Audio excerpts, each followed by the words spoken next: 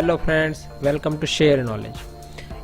इस चैनल पे जैसे कि मैं आपको एसएपी बेसिस रिलेटेड टिप्स और ट्रिक्स वगैरह जो भी है वो बताता हूँ और आपको पूरा एसएपी बेसिस बिगिनर लेवल से सिखाता हूँ। वो आप मेरे बाकी इसके वीडियोस देखेंगे तो उसमें आपको मिल जाएगा। ठीक है, अभी आज मैं जो आपको बताने वाला हूँ वो एसएपी के डेटाबेस के बारे में है। जैसे कि जनरली कैसा रहता है कि हम एसएपी में डेटाबेस अलग अलग तरीके के यूज़ करते हैं। एसक्यूएल सर्वर है, या तो DB2 है, या तो साइबेस है, मैक्स डीबी, और अभी नया जैसे कि है एसएपी हाना है।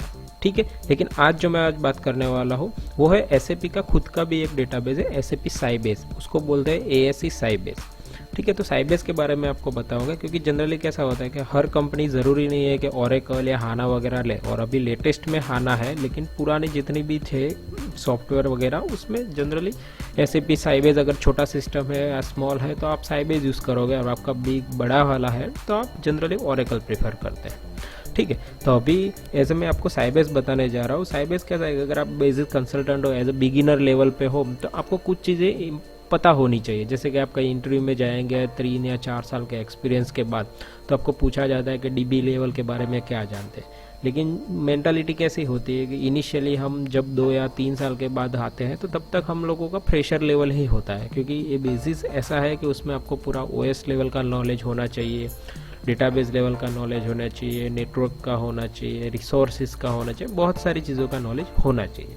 ठीक है, तो आज मैं आपको एसएपी साइबेस का थोड़ा बेसिक बताऊंगा कि बेसिक साइबेस कैसे काम करता है, उसके कॉमन डेटा कमांड्स क्या है, जिससे आपको अगर इंटरव्यू में पूछा जाए, क्योंकि जनरली 3 साल के तक तो आपको ज़्यादा कोई एक्सपेक्ट नहीं करता है कि आप ज़्यादा जानो, लेकिन बेसिक आपको पता होना चाहिए। तो उसके लिए सबसे पहले हमें जाना है, लॉगिन करना है। अगर विंडोज़ में आपने काम किया है तो आपको GUI की हैबिट रहती है, लेकिन अगर आपने लिनक्स सिस्टम पे काम किया है तो उसमें GUI जनरली नहीं होता। ये जो हमारा विंडोज़ सिस्टम है उस पर ये डेटाबेस है साइबेस ASE। तो उसमें लॉगिन कैसे करते हैं और काम कैसे करते हैं वो मैं बताता हूँ। सबसे पहले आपको कमांड प्रॉम्प्ट में जाना है, जो वहाँ आपका विंडोज़ OS इंस्टॉलेशन है। उसके बाद इसका कमांड है ISQL। ओके, फिर देना है आपको हाइफन देना है, और उसके बाद देना है कैपिटल S मीन्स आपका सिस्टम ID। ठीक है, अभी आपका सिस्टम ID रहेगा जो मैं यहाँ टाइप कर रहा हूँ। उसके बाद हाइफन U देना है आपको। U मीन्स कौन से यूज़र से आप लॉगिन करना चाहते हो, तो वो रहेगा SAPSA। ठीक है, इसके बाद आपको एंटर मारना है।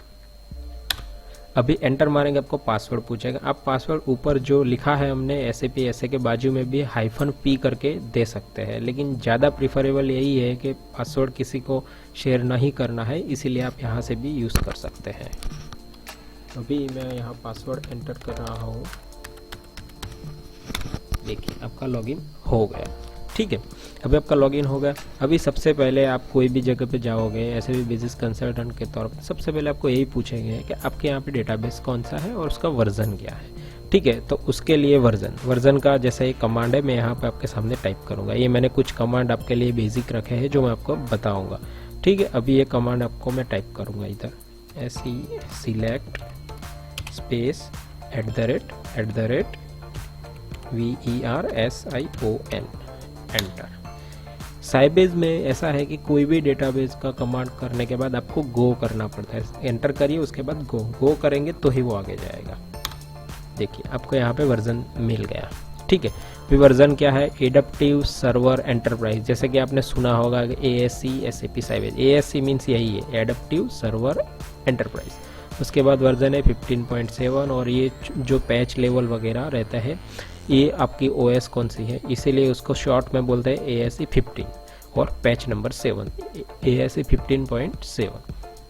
ठीक है, इसके साथ ही वो आपको डेट वगैरह भी दे देगा कि डेटाबेस का क्या है डेट वगैरह। ठीक है, तो ये पहला कमांड है वर्जन देखने का।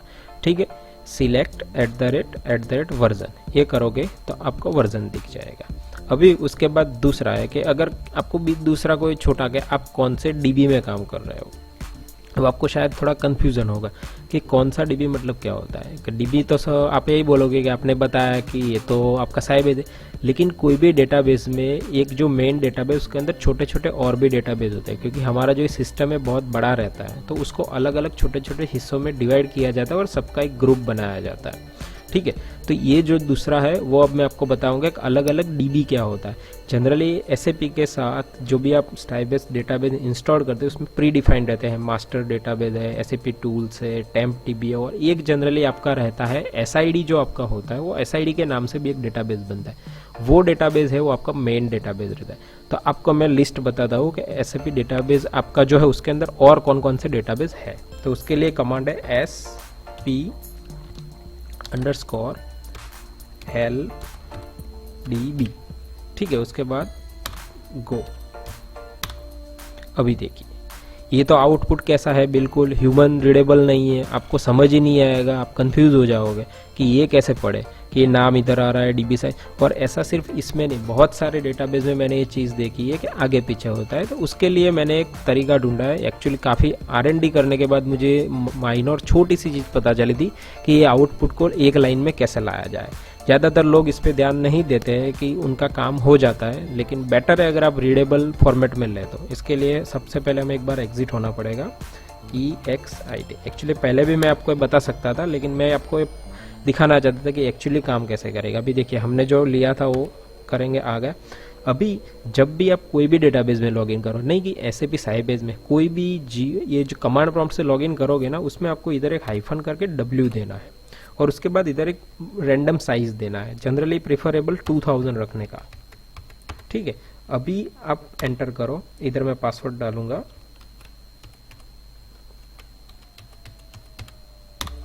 ठीक है। अभी सेम चीजें आप देखिए, SP_LDB गो। अभी आप देखना आपको पूरे एक सीधे लाइन में दिखेगा। तो ये मैं इसीलिए बताना चाहता था कि अगर पहले ही मैंने ये W आपको दिखा दिया होता तो आपको ये डिफरेंस पता नहीं चलता। इसलिए मैंने आपको ये बताया कि आप कभी भी कोई भी DB में लॉगिन करो, नहीं कि सिर्फ साइबेस। कमांड ये एक्चुअली -W कमांड प्रॉम्प्ट की यूटिलिटी है, ना कि साइबेस की, ठीक है। तो आपको विथ है, उसको बोलते हैं विथ। तो -W 2000, विथ मतलब 2000 तक जाएगा। आप रेंज बढ़ा भी सकते हो आपके स्क्रीन के हिसाब से। अभी देखिए हेल्प DB, ये कमांड से आपको साइबेस DB में जितने भी आपने DB बनाए हुए हैं वो सारे DB का लिस्ट मिल जाएगा। इधर आप देखिए ये मेन DB है जो आपका SID है। उसके बाद ये प्री डिफाइंड रहते हैं, मास्टर है, model, SAP टेम्पडीबी, SAP tools, SYB, MGTDB, ये सब आपके टेम्पडीबी मतलब ये प्री डिफाइंड आते हैं। आप कभी भी इंस्टॉल करोगे तो इतने डेटाबेस तो रहेंगे ही, और यहाँ सामने उसकी साइज रहती है, वो MB में है। और दूसरा ये है ऑनर। अभी आपको शायद अगर थोड़ा बहुत पता हो कि डेटाबेस में ऑनरशिप रहती है। आपको अगर लिनक्स आपने यूज़ किया है तो लिनक्स में आपको ये चीज़ ज़्यादा मिलेगी। विंडोज़ में भी है, जो सिक्योरिटी में आप राइट क्लिक करके जाते हो तो वहाँ पे भी आपको ऑनरशिप दिखती है। तो ये ऑनरशिप है, मतलब कैसा है कि अभी तक आपने पता हो तो ये देखिए यूज़र है SAPS है, तो ये डेटाबेस है उसका ऑनर है SAPS है। मतलब आप इस डेटाबेस में कुछ भी अगर आपको चेंज करना है तो वो आप इस ID से लॉगिन करके ही कर सकते हो। अगर आपको मास्टर DB है, मास्टर DB में कुछ भी चेंज करना है तो आप इस ID से नहीं कर सकते SAPS से, उसके लिए आपको ऑनरशिप लेनी पड़ेगी ऐसे। अब ऑनरशिप वगैरह क्या है वो मैं आपको नेक्स्ट वीडियो में बताऊंगा कि कैसे ऑनरशिप लेते हैं या कैसे देखते हैं। लेकिन जनरली कंसेप्ट के लिए आप ये रखिए कि ये ऑनरशिप का मतलब है कि ये डेटाबेस के अंदर किसके रिलेटेड उसके रोल्स है। उसके बाद ये DB-ID है, जब आप इंस्टॉलेशन करते हो उस टाइम पे आता है, और ये उसका डेट रहेगा। बाकी आपको आगे देखिए थोड़ी इन्फॉर्मेशन अगर है ऐसे मिल जाएगी, लेकिन वो इन्फॉर्मेशन ज़्यादातर हम लोगों को इतनी यूज़ नहीं होती। स्टेटस है कि क्या है, इसमें लॉग एनेबल्ड है नहीं है, डेटाबेस का स्टेटस क्या, इस तरीके का आता है, ठीक है। तो ये कमांड से आपको सिस्टम में कितने एग्जिस्टिंग DB है ये बता सकता है। आप इसमें DB ऐड भी कर सकते हो, उसके स्पेस भी ऐड कर सकते हो, ठीक है। अभी इसके बाद तीसरा कमांड जो बेसिक है वो मैं बताऊंगा कि ये तो क्या है, आप GUI लेवल विंडोज़ है तो आपको दिख जाएगा, लेकिन लिनक्स है तो उसमें आपको इसी कमांड के थ्रू जाना पड़ता है। तो ये कमांड उसमें ज़्यादा यूज़ होता है। उसके बाद अभी मैं आपको दूसरा दिखाऊंगा SP एक दिखाऊंगा, जिसमें आप डेटाबेस की ये जो लिखा है मास्टर, उन सब की डिटेल्ड में कितनी फाइलें बनी है वो दिखाएगा। उसके लिए है HELP डिवाइस गो, तो उसमें आपको थोड़ा और डिटेल मिलेगा। ये देखिए कि ये डेटाबेस है तो उसके अंदर कितनी डेटा फाइलें बनी है, ये डेटाबेस इसका ड्राइव कौन सा है। क्योंकि ये विंडोज़ में तो क्या है, आपको माई कंप्यूटर में जाओ और देख लो, ये तो बहुत इजी है। लेकिन अगर लिनक्स है तो उसमें कैसे करोगे, उसमें तो आपको GUI मिलेगा नहीं, तो उस लिनक्स के लिए ये ज़्यादा बेटर रहता है। ठीक है, तो यहाँ से आपको ड्राइव मिल जाएगा और इसकी स्पेस वगैरह भी आपको मिल जाएगी। आगे देखिए इसका डिस्क्रिप्शन भी मिलेगा, इधर देखिए आपको स्पेस वगैरह मिलेगा, कितना स्पेस का है, कितनी फ्री स्पेस बची है, फिजिकल डिस्क क्या है, वो सब डिटेल आपको इधर से मिल जाएगी। ये स्टेटस है, ये उसका कंट्रोल वेरी हाई वगैरह जो है वो, ठीक है। तो ये कमांड से आपको डिटेल्ड में मिलेगा कि आपके सिस्टम में कितनी, अगर आप ओरेकल से परिचित हो तो आपको पता चलेगा कि उसमें डेटा फाइल का कंसेप्ट रहता है कि अगर आपका डीबी फुल होता है तो आप नया डेटा फाइल बनाओगे, उसको ऐड करोगे, ठीक है। इसके बाद दूसरा एक बेसिक कमांड आता है, देखिए अभी मैं आपको दूसरा दिखाऊंगा, बूट टाइम। अगर आपको ये जानना है कि आपके सिस्टम को लास्ट में बूट कब हुआ है, मतलब कि लास्ट में इसको रिबूट कब किया था डेटाबेस, तो SELECT उसके बाद @ बूट टाइम। जनरली साइबेज में सभी कमांड्स के आगे जो मतलब ऐसे सिलेक्ट वाले उसमें डबल @ रहता है, बूट टाइम गो। इसमें आपको दिखाएगा कि ये डीबी लास्ट में रिबूट हुआ है जनवरी 26, 2019 2:55 PM, मतलब इतने बजे इस डीबी डेटाबेस को रिबूट किया था, ठीक है। इसको रिबूट करने के बाद जो होता है उसको बूट टाइम बोलते हैं, मतलब रिस्टार्ट टाइम आप बोल सकते हो, ठीक है। एक ये कमांड है। उसके बाद लास्ट लॉग इन डेट। अब लास्ट लॉग इन डेट आपको लगेगा कि ये क्या है। लास्ट लॉग इन डेट मतलब क्या रहता है कि लास्ट में इस डेटाबेस को किसने एक्सेस किया है, जैसे हम अभी कर रहे हैं ना, तो हमारा नाम आएगा लास्ट लॉग इन डेट। देखिए लास्ट लॉगिन अभी आज का डेट आएगा और आपको टाइम मिलेगा। अभी आप लॉगिन कर रहे हो, उसके पहले अगर किसी ने लॉगिन किया है और ऐसे ही छोड़ दिया है, आधे घंटे बाद आप चेक करोगे तो टाइम चेंज हो जाएगा, डेट चेंज हो जाएगी, ठीक है। तो ये आपको बताएगा लास्ट लॉगिन डेट। इसके बाद आएगा सर्वर नेम। अभी आपका डीबी का जो सर्वर है, मतलब आपकी सिस्टम है, वो कौन सा है वो आपको देखना है, तो SELECT @ सर्वर नेम, उसमें आपको मिलेगा ये वाला नाम, ठीक है। उसके बाद आपको मिलेगा SP_woo। अब आपको लगेगा SP_, ये एक्चुअली कॉमन कमांड है, बहुत सारी जगह लिनक्स वगैरह में भी चलता है वो। इसमें आपको देख लीजिए, इसमें आपके सिस्टम में डेटाबेस के जितने भी कनेक्शन अभी चल रहे हैं, मतलब रनिंग में प्रोसेसेस है, उसकी डिटेल मिलेगी। ये जब आपको कब काम आता है, जब आपको OS लेवल से कुछ कोई प्रोसेस आईडी किल करना है, या कौन सी प्रोसेस आईडी ज़्यादा रैम वगैरह ले रहा है, ज़्यादा CPU ले रहा है, उस टाइम पर आपको ये कमांड काम आ सकता है। उसका स्टेटस मिलेगा, लॉगिन नेम मिलेगा, होस्ट नेम मिलेगा, कौन सा DB यूज़ हो रहा है, कौन सा ID यूज़ हो रहा है, सब डिटेल आपको इधर से मिल जाएगी, ठीक है। इसके बाद कमांड रहेगा, ये हो गया, ये हो गया। इसके बाद आपको मिलेगा डिस्प्ले लॉगिन। अब आपको इन्फॉर्मेशन चाहिए कि ये आप जो लॉगिन कर रहे हो SAP SS से, ठीक है, उसकी डिटेल क्या है, डिस्प्ले।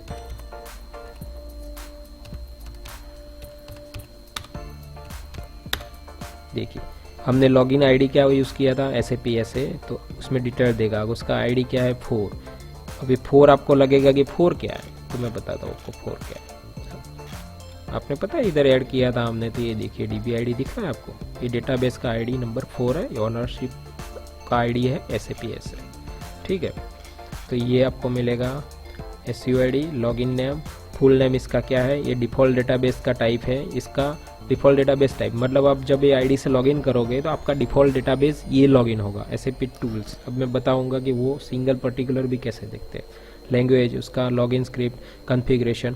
अब जैसे SAP में PFCG में कैसे रोल हम बनाते हैं और असाइन करते हैं, इस तरह डेटाबेस में भी ऐसे रोल रहते हैं कि पर्टिकुलर उन्होंने रोल बनाए हुए होते हैं और रोल दिए होते हैं। अगर यहाँ पे ऑन है मतलब ये रोल आपको असाइन है, आप इस रोल की यूटिलिटी आप यूज़ कर सकते हो। अगर ऑफ है तो आपको नहीं मिलेगा।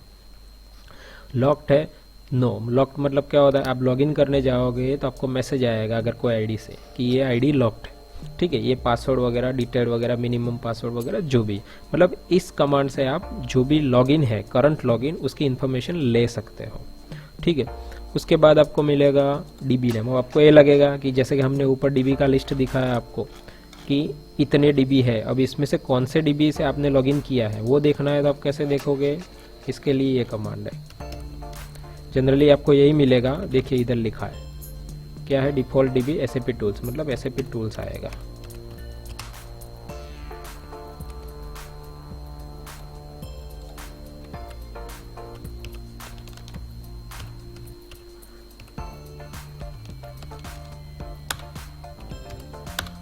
देखिए SAP टूल्स है।